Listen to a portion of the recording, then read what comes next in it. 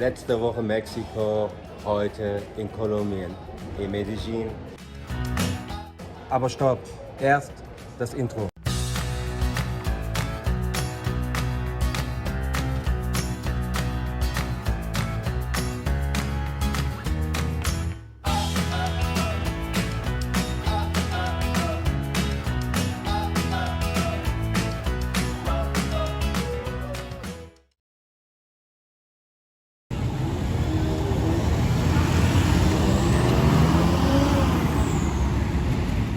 Ja, die Frage, die ich von meinen Freunden und Followern am meisten gestellt bekommen hatte, war, hey, gibt es irgendwelche Voraussetzungen, die ich erfüllen muss, um überhaupt nach Kolumbien einreisen zu können?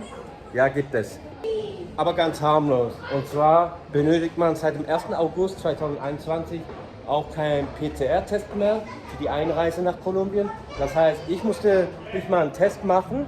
Was ihr noch zusätzlich machen müsst, ist ein Online-Dokument für die Regierung Kolumbiens auszufüllen. Dauert keine 2-3 Minuten.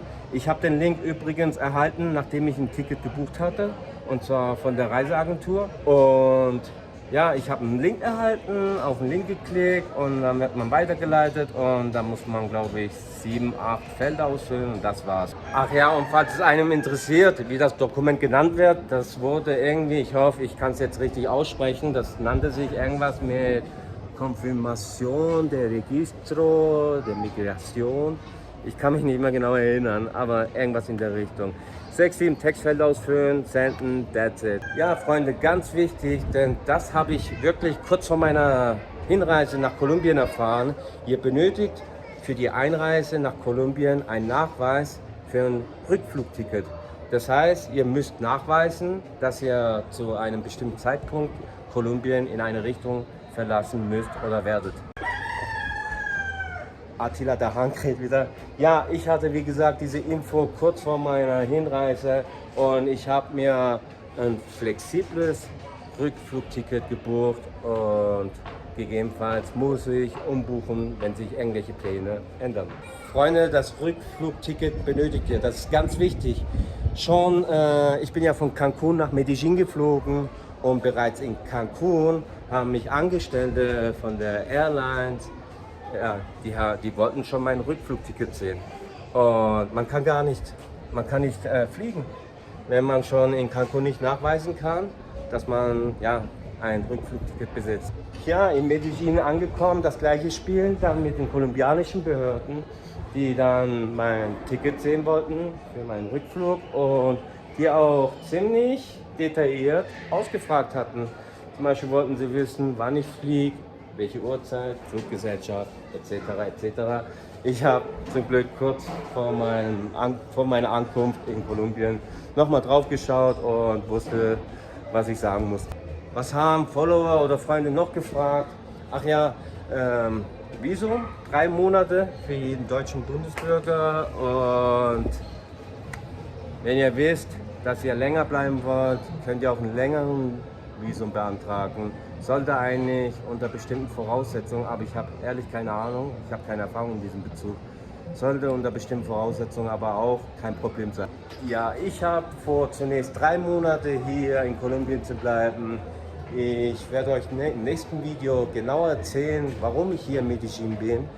Und in diesem Video ging es mir eigentlich darum, dass ihr alle Informationen bekommt, weil jetzt in den letzten 10 Tagen haben mich echt viele Leute viele Fragen zu Kolumbien gestellt und ich dachte, in diesem Video werde ich mal alles erklären. Freunde, merkt euch das, comunaprojects.org. Und was ihr auch nicht vergessen solltet, Freunde, ist, dass ich in Facebook und auch auf Instagram und sogar seit kurzem auch auf TikTok bin. Bei TikTok unter Reisedurstig und bei Facebook und Instagram, ich blende es mal jetzt hier kurz ein, unter reisedurstig.de. Der Flughafen von Medellin ist ungefähr, es gibt 2 Flughäfen und der internationale, der International Airport und der größere, der liegt etwa 40 Kilometer vom City entfernt. Ich bin vom Flughafen raus, bin dann zur Busstation und bin dann mit dem Bus, ich glaube, das haben 12.000 kolumbianische Peso gekostet, das müssten keine 3 Euro sein. Bin dann mit dem Bus in knapp 3/4 Stunde, ja nicht mal, in der San Diego Mall gewesen.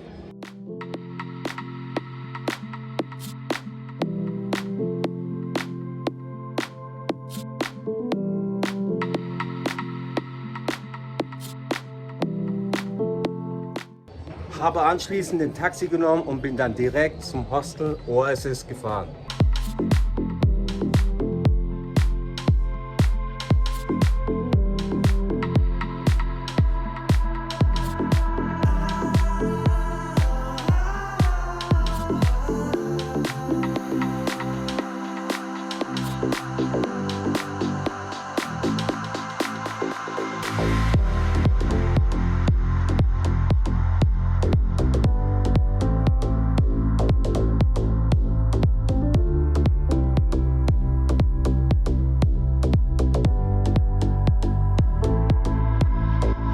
Ja, im Hostel müde und in der Dunkelheit angekommen, bin ich dann gleich ins Zimmer, habe das Zeug in die Ecke geworfen und habe mich auch hingelegt. Heute Morgen früh aufgewacht und dann gleich mit der Metro hier zu Comuna Trese, zu meinen Freunden vom Comuna Project. Aber dazu